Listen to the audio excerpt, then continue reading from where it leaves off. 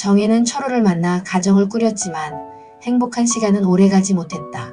남편 철호는 더 나은 삶을 위해 일본 고베의 조선소에서 일하던 중 불의의 낙마 사고로 세상을 떠났다. 그때 민수는 초등학교 3학년이었다.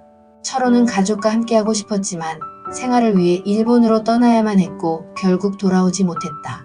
철호가 고베의 조선소에서 일하다가 사고로 세상을 떠났을 때 정혜는 한순간에 모든 것을 잃었다. 남편을 잃은 충격도 컸지만 현실적인 문제는 더욱 가혹했다. 남편이 일하던 회사는 보상금 지급을 차일피일 미뤘다. 하루하루 살아가는 것도 버거웠다. 결국 정혜는 아들 민수를 데리고 근처 고아원에 들어가 식모살이를 하게 됐다. 그녀는 아들 민수 앞에서 약한 모습을 보이고 싶지 않았다. 아버지의 장례를 치르고 난 뒤에는 아버지에 대해서 한 번도 말하지 않았고 울지도 않았다. 고아원의 생활은 녹록지 않았다. 정혜는 새벽부터 밤까지 고아원의 식사 준비와 청소, 빨래를 도맡아 해야 했다. 민수는 고아원 아이들과 함께 지냈지만 아이들은 민수를 곱게 보지 않았다. 자신들에게는 없는 엄마가 곁에 있다는 이유로 민수를 질투했고 사사건건 시비를 걸었다. 엄마가 있는 주제에 왜 여기 살아? 너만 따로 밥 먹고 그러는 거 아니야? 처음에는 민수도 참고 넘겼다. 하지만 아이들이 자꾸 괴롭히자 견디기 어려웠다. 어떤 날은 점심시간에 아이들이 그의 국그릇을 밀어버렸다. 뜨거운 국물이 흘러내렸고 민수는 손을 대었다. 그날 저녁 정혜가 다친 손을 보며 물었다. 이거 어떻게 된 거야? 민수는 엄마에게 말했다. 고아원 애들이 그랬어. 하지만 정혜는 한숨만 쉬고 말했다. 괜히 싸우지 마. 친구들한테 네가 더 배려하고. 그 아이들은 엄마가 없잖아. 민수는 억울해서 눈물을 삼켰다. 내가 배려한다고 해결되는 게 아니야. 자기들은 없는데 나에겐 엄마가 있으니까 골이 나서 더 그래. 엄마는 내 편도 안 들어줘. 정혜는 아들이 안쓰러웠지만 단호했다. 여기서 문제를 일으키면 고아원에서 나가야 해. 엄마가 방법을 찾아볼 테니 네가 참아. 그때 민수는 깨달았다. 엄마는 자신보다도 그저 살아남는 게 더 중요했다. 그런 엄마가 원망스러웠다. 시간이 지나고 뒤늦게나마 아버지의 사망보험금이 일부 지급되었다. 큰 돈은 아니었지만 정혜는 그 돈으로 작은 국밥집을 차렸다. 오로지 생계를 위해 일에 매달렸다. 국밥집을 운영하며 하루 종일 바빴고 민수를 챙길 여력이 없었다. 민수는 점점 더 엄마에게 서운한 마음이 들었다. 게다가 아버지가 돌아가신 후 엄마는 마치 아무 일도 없었던 듯이 살아가는 것처럼 보였다. 아버지의 사망보상금으로 국밥집을 차려놓고 아버지 생각은 전혀 안 하는 것처럼 보였다. 그저 하루하루 국밥을 끓이고 손님을 맞는 게 전부인 것처럼 보였다. 아버지의 흔적을 꺼내지 않는 엄마를 보며 민수는 엄마가 너무 쉽게 아버지를 잊어버렸다고 생각했다. 어린 마음에 서운함과 미움이 쌓여갔다. 국밥집이 자리 잡으면 엄마가 자신을 봐줄 수 있을 거라 기대했다. 하지만 민수에게는 또 다른 상처가 기다리고 있었다. 어느 날 주말 아침 국밥집에 첫 손님이 들어왔다. 바쁜 와중에도 정혜는 손님을 맞이하며 정신없이 움직였다. 민수는 한쪽에서 엄마를 바라보다가 물었다. 엄마, 나 운동화 밑창이 다 떨어졌어. 이따가 친구랑 축구하러 가야 하는데. 하지만 정혜는 손님들에게 정신이 팔려 있었다. 조금만 기다려. 한참이 지나도 정혜는 민수에게 관심을 주지 않았다. 손님들이 끊임없이 들어왔고 정혜는 민수를 챙길 틈이 없었다. 결국 민수는 참다 못해 말했다. 엄마, 나 신발이 필요하다고. 그제야 정혜는 민수를 돌아봤다. 지금 장사하는 거 안 보여? 네가 좀 기다려야지. 민수는 울컥했다. 나는 항상 기다려야 해. 엄마는 나보다 국밥이 더 중요해? 정혜는 민수에게 차갑게 말했다. 이 국밥이 없으면 우리 살 길도 없어. 그 말을 듣고 민수는 아무 말도 하지 않았다. 그날 이후 민수는 국밥이 싫어졌다. 그것은 단순한 음식이 아니라 자신을 외롭게 만든 존재와도 같았다. 국밥 냄새를 맡을 때마다 자신을 기다리게 했던 엄마의 모습이 떠올랐다. 어린 시절 민수는 엄마에게 기대고 싶었지만 정혜는 늘 현실을 핑계로 거리를 두었다. 그런 기억들이 쌓이고 쌓여 결국 둘 사이엔 깊은 골이 생겨버렸다. 그러나 정혜가 그런 사람이 된 데는 이유가 있었다. 그녀 역시 어린 시절 아버지를 잃었다. 정혜의 아버지는 병으로 세상을 떠났고 어머니는 남편을 잃은 슬픔에서 쉽게 벗어나지 못했다. 어머니는 매일같이 우울해했고 가끔은 어린 정혜 앞에서 울음을 터뜨렸다. 정혜는 그런 엄마의 모습이 싫었다. 하루하루를 겨우 살아가는 엄마를 대신해 정혜는 어릴 때부터 생활력 있게 돈을 벌며 엄마를 일으켜 세우려 노력했다. 벽에 기대 울고 있는 엄마에게 엄마 언제까지 슬퍼만 할 거야. 힘 좀 내봐요. 내가 옆에 있잖아 라고 말했다. 좀처럼 힘을 내지 못하는 어머니를 대신해 정혜는 많은 일들을 해왔다. 어린 나이에 돈을 벌고 장을 봐오고 집안을 돌보는 역할을 했다. 그렇기에 정혜는 단단해지기로 마음먹었다. 세상은 눈물을 흘린다고 달라지지 않는다는 걸 너무 일찍 배웠기 때문이다. 그리고 남편인 철호가 떠난 후 그녀는 어릴 적 엄마와 같은 모습을 보이지 않겠다고 결심했다. 남편을 잃은 슬픔이야 이루 말할 수 없었지만 민수 앞에서 약해지는 건 그녀가 할 짓이 아니었다. 민수를 위해서라도 그녀는 강한 척을 해야 했다. 그래야 민수가 괴롭지 않게 살아갈 수 있을 것 같았다. 자신처럼 민수가 어린 나이에 많은 것을 감당하지 않길 바랐다. 정혜는 살아남기 위해 울음을 삼키고 손님 앞에서는 언제나 밝게 웃으며 국밥을 끓였다. 민수가 보지 않는 곳에서 남몰래 베개에 얼굴을 묻고 눈물을 흘린 적도 있었지만 그녀는 애써 아무렇지 않은 척했다. 가끔 남편 철호가 생각날 때마다 남편이 보내준 엽서를 몰래 꺼내봤다. 남편 철호가 보내준 엽서에는 철호가 생전에 일한 일본 고베의 풍경이 담겨져 있었다. 남편은 일본 고베에서 일하면서 그곳에서 본산과 아리마 온천 이야기를 자주 했다. 고베의 로코산은 계절마다 아름다웠고 특히 단풍이 물든 가을에는 더욱 예쁘다고 했다. 그는 가족을 데려가 그곳에서 온천을 즐기고 일본 여행을 함께 하자고 늘 말했었다. 정혜와 민수에게 아리마 온천의 따뜻한 물이 얼마나 좋은지 일본의 유명한 온천이라서 많은 사람이 찾는 곳이라고 했다. 남편이 남긴 엽서를 바라보며 남편이 말한 그곳은 아마 다신 가기 힘들 것 같다는 생각을 했다. 민수 역시 정혜처럼 아버지 철호가 생각날 때마다 철호가 유품으로 남긴 필름 카메라를 꺼내보았다. 먼지가 앉지 않게 카메라를 닦으면서 없는 살림에 카메라 하나를 마련하려고 애쓰던 아버지가 떠올랐다. 아버지는 사진을 좋아했다. 그는 어린 민수와 함께 사진을 찍으며 카메라 다루는 법을 가르쳐 주었다. 철호는 언제나 사진은 순간을 담는 거야, 민수야. 언젠가 네가 이 사진들을 보면 그 순간이 다시 살아날 거야 라고 말했다. 민수는 아버지가 남긴 작은 필름 카메라를 애지중지하며 아버지와 함께 찍은 사진을 간직했다. 그러나 아버지가 떠난 뒤 사진은 민수에게 더욱 특별한 의미를 가지게 되었다. 그는 사진을 보며 아버지를 기억했고 점점 더 사진을 찍는 일에 몰두했다. 어느 날 초등학교를 마치고 돌아온 민수가 엄마에게 물었다. 엄마, 아버지는 어떤 사람이었어? 왜 아버지랑 결혼했어? 정혜는 국밥을 휘저으며 잠시 멈칫했지만 이내 아무렇지 않은 듯 말했다. 그냥 묵묵한 사람이었지. 일도 열심히 하고. 그게 다야? 아버지가 좋아했던 건 뭐였어? 아버지 생각은 안 나? 민수는 다그치듯 물었다. 정혜는 깊게 한숨을 쉬며 손에 묻은 국물을 털었다. 죽은 사람 생각해서 뭐하니? 하루하루 사는 게 더 중요해. 민수의 표정이 굳었다. 엄마는 아버지를 벌써 잊은 거야? 왜 단 한 번도 아버지 얘기를 안 해? 정혜는 민수를 바라보았다. 그녀의 눈빛은 단단했다. 잊은 게 아니야. 하지만 산 사람은 살아야지. 죽은 사람 자꾸 떠올려서 뭐해. 떠난 사람 생각하며 울고불고 해봤자 아무것도 바뀌지 않아. 나는 너 키우려고 하루하루 버티는 거야. 민수는 더 이상 말을 잇지 못하고 고개를 돌렸다. 그 순간부터 엄마와의 대화는 점점 줄어들었다. 민수가 중학교 3학년이 되었을 때였다. 정혜는 새벽부터 늦은 밤까지 국밥집에서 일하며 민수를 키우고 있었다. 하지만 민수는 점점 엄마와 멀어졌다. 그러던 중 민수는 학교에서 문제를 일으키기 시작했다.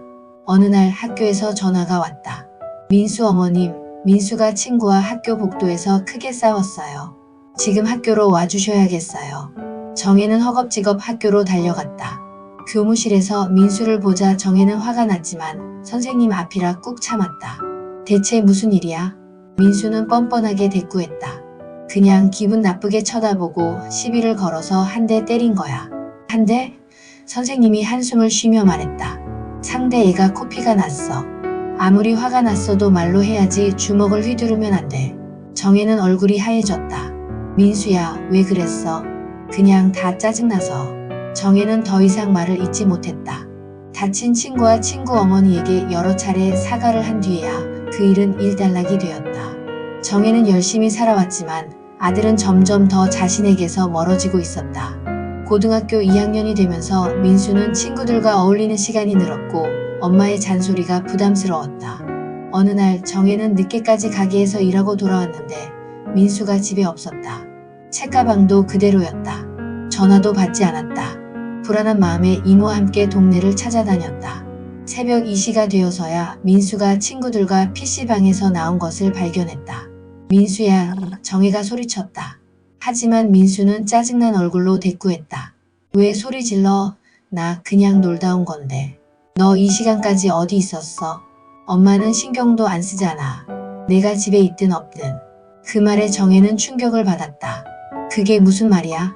엄만 국밥이랑 국밥 손님만 챙기면 되잖아. 다 큰 아들 챙길 것도 없는데 새삼 웬 난리야.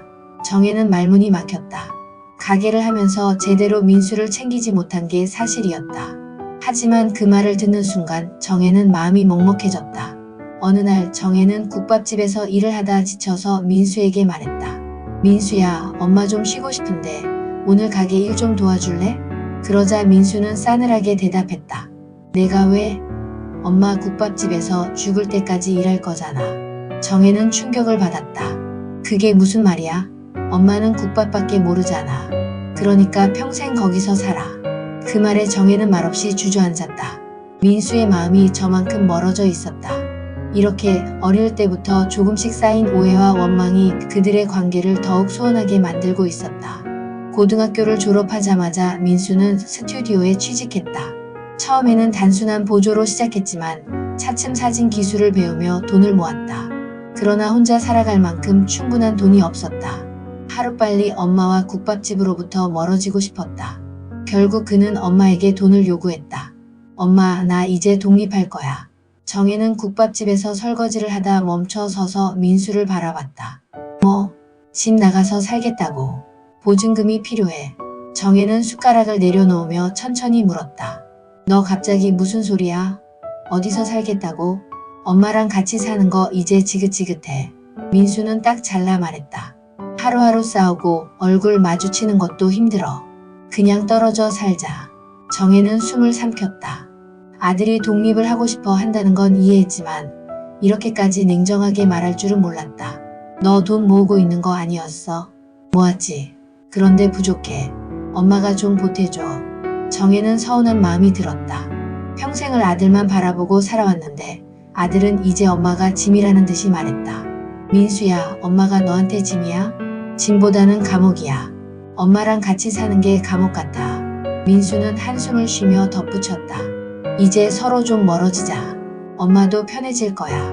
그 말에 정혜는 가슴이 내려앉았다. 하지만 끝까지 민수를 붙잡을 수 없었다. 결국 그녀는 어렵게 보증금을 마련해줬다. 국밥집을 운영하며 간신히 모아둔 돈에서 일부를 꺼내주었다. 이거 받아. 정혜는 돈을 건네며 힘겹게 말했다. 이게 마지막이야. 앞으로 내게 손 벌리지 마. 민수는 돈을 받아들었다. 알았어. 그는 짧게 대답하곤 돌아섰다. 그렇게 민수는 집을 떠났다. 처음에는 독립한 것이 자유롭다고 생각했다. 작은 원룸을 얻어 자신의 공간을 가졌고 스튜디오에서 일하며 스스로를 책임졌다. 하지만 시간이 지나면서도 그는 엄마를 찾지 않았다. 가끔 이모가 전화를 걸어 너희 엄마 몸이 많이 안 좋다는 이야기를 했지만 민수는 늘 바쁘다는 핑계로 엄마를 만나는 것을 피했다. 엄마와 함께했던 시간들이 떠오를 때면 마음이 불편해졌다. 하지만 그는 다시 엄마 곁으로 돌아가고 싶지 않았다. 그렇게 둘 사이는 더욱 멀어져 갔다. 시간이 지나 민수는 혼자 일본으로 떠났다. 카메라 하나만 들고 아버지가 말하던 로코산과 아리마 온천을 찾았다. 로코산의 울창한 숲길을 걸으며 아버지가 보았던 풍경을 직접 눈으로 확인했다. 노을이 지는 로코산에서 사진을 찍으며 민수는 그곳에 아버지의 흔적이 남아있는 듯한 기분을 느꼈다. 이후 그는 아리마 온천으로 향했다. 따뜻한 온천물 속에 몸을 담그며 민수는 아버지가 가족과 함께 오고 싶어 했던 그 순간을 떠올렸다. 비록 함께하지는 못했지만 민수는 마치 아버지가 곁에 있는 것 같은 기분이 들었다. 그 여행을 다녀온 후에도 민수는 여전히 엄마와의 관계를 회복하지 못했다. 엄마가 평생을 바쳐 지켜온 국밥집을 뒤로하고 그는 자유로운 삶을 선택했다. 엄마에게서 벗어나야만 할 것 같았다. 그렇게 그는 카메라 하나를 들고 세상을 떠돌기 시작했다. 하지만 마음 한구석에는 언제나 아버지가 이야기하던 고베의 산과 아리마 온천이 남아 있었다. 어린 시절 아버지와 함께 그곳에 가보자는 약속은 지켜지지 않았지만 민수는 마침내 아버지의 흔적을 따라 걸었고 그 순간을 사진으로 남겼다. 그의 렌즈 너머로 비치는 풍경은 그저 아름다운 자연이 아니라 아버지가 남기고 간 기억이었다. 민수는 그렇게 살아가고 있었다. 여전히 엄마와의 관계는 어색했지만 언젠가 그도 엄마를 데리고 그곳으로 다시 갈 날이 올지도 몰랐다. 정혜는 국밥집을 운영하며 평생을 보냈다. 젊은 시절부터 남편 없이 홀로 아들을 키우며 가게를 지켜왔고 그 국밥집이 자신의 삶 자체가 되어버렸다. 하지만 이제 기력이 쇠해 더 이상 국밥을 끓일 수 없었다. 몸이 점점 약해졌고 무릎과 손목이 성치 않았다. 어느 날 정혜는 우연히 서점에서 사진집을 발견했다. 로코산의 숨결, 아리마의 온기라는 제목이 눈에 들어왔다. 저자는 최민수, 아들의 이름이었다. 놀란 마음으로 사진집을 펼쳤다. 책 속에는 일본 고베의 풍경이 가득 담겨 있었다. 로코산의 푸르른 숲, 붉게 물든 단풍, 아리마 온천의 조용한 거리와 반짝이는 노천탕의 물결까지. 정혜는 책장을 넘기며 가슴이 먹먹해졌다. 철호가 늘 가자고 했던 그곳이었다. 살아생전 남편은 언젠가 당신이랑 민수를 데리고 꼭 가고 싶다고 말하곤 했다. 그러나 철호는 그 꿈을 이루지 못하고 세상을 떠났다. 그리고 이제 아들이 그곳에 다녀와 사진을 남겼다. 정혜는 손끝으로 사진을 쓰다듬었다. 그 속에 철호의 기억과 민수의 시간이 겹쳐 보였다. 그날 저녁 국밥집을 도와주던 이모가 민수에게 연락했다. 민수야, 너희 엄마가 몸이 많이 안 좋아. 국밥집도 정리하려고 하시더라. 정리하기 전에 마지막으로 와서 국밥 한 그릇 먹고 가라. 민수는 피식 웃으며 말했다. 이모, 내가 평생 안 먹는 게 있다면 그건 국밥이야. 국밥이라고 하면 진절머리가 난다고요. 하지만 속으로는 다른 생각을 하고 있었다. 사실 국밥을 먹지 않는 건 국밥을 먹으면 엄마가 생각나기 때문이었다. 그리고 엄마를 떠올리면 이상하게도 화가 났다. 엄마가 너무 강하고 너무 무심하게 살아왔던 게 떠올라 괜히 속이 상했다. 그래서 국밥을 멀리했다. 민수와 통화 이후 이모는 한숨을 쉬며 정혜에게 말했다. 민수랑 좀 풀어. 아들한테도 마음을 열어봐. 너도 민수 생각 많이 하잖아. 민수 사진집도 사서 보고 얼마나 자기 아들 사진을 자랑하는지 민수는 모를 텐데. 아들만 바라보는 이런 엄마가 어디 있다고. 정혜는 쓴웃음을 지었다. 그놈이 엄마가 자기를 얼마나 생각하는지 알 리가 있나. 자식 키운 보람도 없지. 이모는 고개를 저었다. 그건 네가 너무 감췄으니까 그렇지. 그리고 국밥집에 오던 박 사장 기억나? 양장점 하던 건실한 호랍이. 그 사람 너한테 재혼하자고 그렇게 다가왔는데도 네가 민수 생각해서 안 했잖아. 민수는 그걸 몰라. 넌 평생 혼자 민수만 바라보며 살아왔는데 그걸 민수는 모르잖아. 네가 얼마나 희생했는지 알아야 하는데 그걸 표현이라도 해봐야 알지 않겠어? 정혜는 고개를 저었다. 그냥 그렇게 살아왔어. 말 안 해도 됐어. 그런데 죽기 전에 남편이 가자던 그곳에 한번 가보고 싶다. 정혜는 마치 이룰 수 없는 꿈이라도 말하는 것 같았다. 국밥집을 지키는 것 말고는 다른 걸 해본 적이 없는 정혜였다. 그러던 어느 날 정혜는 몸이 좋지 않지 않고 소화가 계속되지 않아 병원을 찾았다. 병원에서는 정밀 검사가 필요하다고 해서 검사를 마쳤다. 결과를 들으러 병원에 간 날 정혜는 청천벽력 같은 소식을 들었다. 위암 말기라고 했다. 어쩐지 지난번부터 계속 속이 좋지 않았다. 나이 들어 소화 기능이 떨어졌나 보다고 그냥 지나친 것이 화근이었다. 병원에서 진통제를 처방받고 집으로 돌아왔다. 무너져 내리는 마음을 남편이 남긴 엽서를 끌어안으며 다잡았다.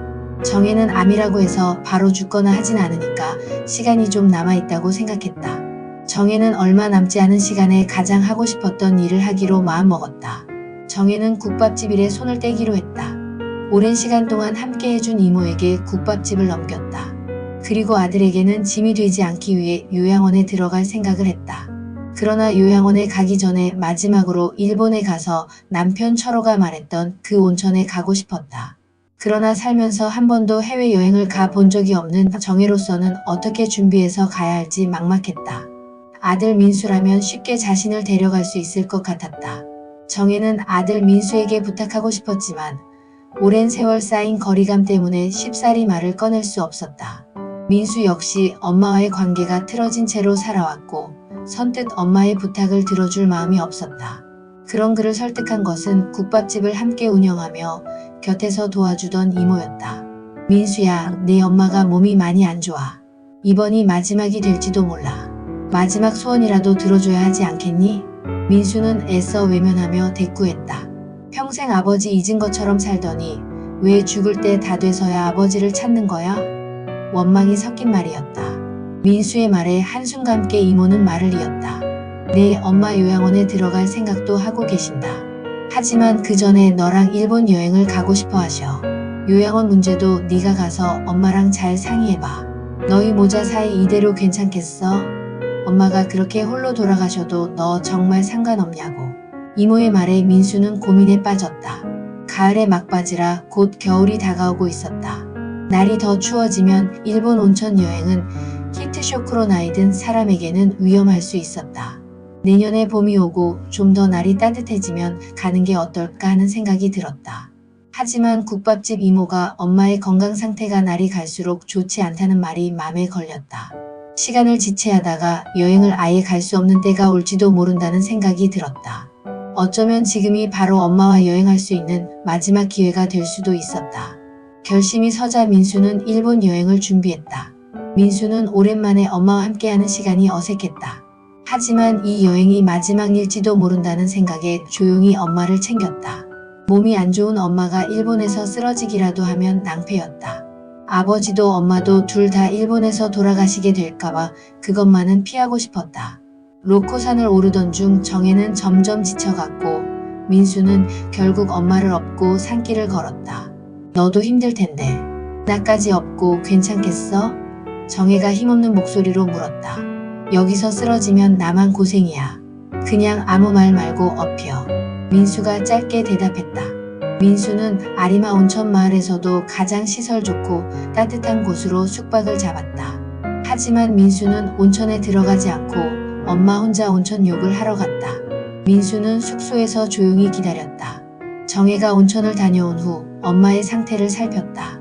다행히 정혜는 편안해 보였다. 둘은 숙소에서 마주 앉았다. 엄마, 왜 여기 오자고 한 거야? 민수가 조용히 물었다. 정혜는 창밖을 바라보다가 입을 열었다. 너희 아버지가 살아생전 꼭 가자고 했던 곳이잖니. 엄마는 그동안 아버지 생각 안 했어? 마치 잊은 것처럼 살길래. 민수의 목소리에는 여전히 원망이 묻어 있었다. 정혜는 한참을 망설였다. 그리고 어렵게 입을 열었다. 생각 안 한 게 아니야. 사실은 많이 그리웠지. 민수는 놀란 듯 엄마를 바라봤다. 정혜는 천천히 말을 이었다. 그런데 그리워한다고 말하면 그 순간 눈물이 나올 것만 같았어. 한번 울기 시작하면 끝도 없이 무너질 것 같았거든. 그래서 애써 아무렇지 않은 척했던 거야. 민수는 깊은 숨을 내쉬었다. 그게 뭐야? 차라리 울지. 나랑 같이 아버지 보고 싶다고 부둥켜 안고 울어도 됐잖아. 그렇게 하는 게 잘못된 건 아니잖아. 우는 게 뭐가 어때서? 엄마가 한 번이라도 아버지가 보고 싶다고 말했더라면 나도 그렇게 화나진 않았을 거야. 정혜는 한동안 대답하지 못했다. 눈물이 차오르는 것을 삼키며 조용히 말했다. 미안하다, 민수야. 그렇게 하는 게 널 위한 거라고 생각했어. 엄마도 어린 시절 아버지가 일찍 돌아가셨거든. 민수 내 할머니, 그러니까 엄마의 엄마는 자주 우셨어. 근데 그걸 보는 게 엄마는 어린 마음에 너무 힘들더라. 아버지 안 계셔서 힘든 짐을 오롯이 엄마 두 어깨로 짊어지는 기분이었어. 너에게만큼은 그 짐을 들게 하고 싶지 않았어. 정혜의 말에 민수는 먹먹한 눈으로 정혜를 바라보았다. 어떤 말도 입 밖으로 더 나오지 않았다. 일본 여행을 마치고 두 사람은 한국으로 돌아왔다. 정혜를 집에 내려주고 민수가 말했다. 나중에 한 번 더 가보자. 그때는 아버지가 일하셨던 곳에도 들러보자. 정혜는 민수를 바라보며 미소를 지었다. 그래. 그리고 이번 주말 저녁엔 국밥 끓여줄게. 내가 해줄 수 있는 건 그거밖에 없으니까. 민수는 한참을 망설이다가 대답했다. 알겠어. 그 국밥은 먹을게. 민수가 집에 오기로 한 날 정혜는 정성스럽게 국밥을 끓여놓고 시간에 맞춰 상을 차렸다. 일본 여행을 함께 가고 민수와 진심을 서로 이야기할 수 있어서 기뻤다. 아들에게 좀 더 마음을 나누고 자신이 얼마나 민수를 사랑하는지 표현하지 못한 것이 후회되었다. 저녁이 되어 민수가 집에 도착하자 국밥 냄새가 집안 가득 퍼져 있었다. 상 위에는 따뜻한 국밥이 놓여 있었다. 정혜는 그렇게 싫다고 하던 국밥을 맛있게 먹는 민수의 모습을 보았다.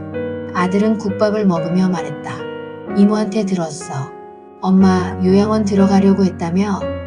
굳이 요양원 갈 필요 있어? 오피스텔 정리하고 내가 집에 들어올게. 내가 직업이 프리랜서라 엄마 병원 모시고 가기도 편해. 그리고 알아보니까 하루 34시간 방문 요양사가 도와줄 수도 있다고 하더라. 이제부터 내가 곁에 있을게. 민수의 말이 정혜는 참 고마웠다. 그래도 만류하는 정혜였다. 너 만나는 사람은 없어? 홀어머니의 외아들이라고 여자들이 싫대? 내 옆에 있을 생각하지 말고 너도 좋은 사람 만나러 다녀. 가끔 엄마 요양원에 있으면 짬이 날 때 놀러나 오든지. 정혜의 말에 민수가 말했다. 요새는 비혼이 대세야. 그런 거 안 따져. 엄마 건강이나 생각해. 아들 결혼 걱정은 넣어둬. 그렇게 모자는 소소한 이야기를 하며 밤을 지새웠다. 다음날 아침이 되었다. 평소라면 일찍 일어났을 엄마인데 오늘따라 늦잠을 주무시는 것 같았다. 엄마 자고 있어? 민수가 조용히 물었다. 아무런 대답이 없었다. 그는 주저하다가 다시 말을 꺼냈다. 대답이 없자 불안한 마음이 들었다. 다가가 엄마를 흔들었다. 하지만 정혜는 미동도 하지 않았다. 차갑게 식어버린 손을 쥐는 순간 민수는 정혜가 떠났다는 걸 깨달았다. 엄마. 그는 떨리는 목소리로 불렀다. 하지만 정혜는 대답하지 않았다. 엄마 이렇게 가면 어떡해. 이제야 좀 같이 살아보려고 했는데. 이제야 엄마 마음을 알 것 같은데. 민수는 정혜를 끌어안고 오열했다. 이제야 엄마가 왜 그렇게 살아왔는지 이해했는데 정혜는 떠나고 없었다. 민수는 눈물이 멈추지 않았다. 그는 떨리는 손으로 국밥집 이모에게 전화를 걸었다. 이모, 엄마가. 떨리는 목소리로 그 말을 내뱉는 순간 현실이 더욱 뼈아프게 다가왔다. 엄마의 장례를 치르고 민수는 엄마의 채취가 아직 남아있는 방 안에 앉았다. 엄마의 손때가 묻는 방 안의 이곳저곳을 보며 민수는 엄마의 삶을 떠올렸다. 어린 시절에도 아버지를 일찍 여의고 힘겹게 살아오고 남편 역시 일찍 떠나보낸 정혜였다. 그런 정혜가 자신에게는 세상 가장 든든한 버팀목이 되어주려고 어떻게든 삶을 살아왔다는 것을 깨달았다. 남편 없이 아들을 홀로 키우느라 얼마나 힘드셨을까 생각했다. 민수는 엄마의 방을 정리하다 화장대 위에 놓인 자신의 사진집을 발견했다. 먼지가 살짝 쌓여 있었지만 사진집의 표지는 깨끗이 닦여 있었다. 민수는 조심스럽게 사진집을 펼쳤다. 책장을 넘기는 동안 한 장의 사진이 툭 하고 떨어졌다. 그는 무심코 사진을 집어들었다. 사진 속에는 돌잔치에서 함께 찍은 가족의 모습이 있었다. 아버지 철호가 어린 민수를 품에 안고 환하게 웃고 있었고 엄마 정혜는 그 옆에서 아들을 지그시 바라보며 미소 짓고 있었다. 너무나 행복한 가족의 모습이었다. 사진 뒷면에는 익숙한 필체로 짧은 글이 적혀 있었다. 돌잡이로 공을 잡은 우리 아들. 민수는 순간 손이 떨렸다. 사진을 꼭 쥐고 다시 앞면을 바라보았다. 자신이 기억도 못하는 어린 시절 부모님의 사랑을 온전히 받았던 순간이었다. 엄마는 평생 힘들게 살았지만 이 사진만큼은 소중히 간직하고 있었다. 그리고 마지막까지 자신의 사진집을 품고 있었다. 민수는 사진을 가슴에 꼭 끌어안았다. 그리고 참았던 눈물이 터져 나왔다. 엄마. 그는 화장대 앞에서 무너져 내리듯 주저앉아 엉엉 울었다. 평생 엄마에게 차갑게 대했던 자신이 원망스러웠고 엄마가 자신을 얼마나 사랑했는지 다시 한번 깨닫게 되었다. 그토록 멀어지고 싶었던 엄마였지만 결국 민수는 엄마의 사랑 안에서 살아왔던 것이었다. 이제는 하늘에서 아버지랑 행복하게 지내세요, 엄마. 사랑해요. 정혜와 마음으로 작별하며 별이 총총한 하늘을 바라보았다. 그날 밤 민수는 사진집을 품에 안고 잠들었다. 시리게도 별이 빛나는 밤이었다.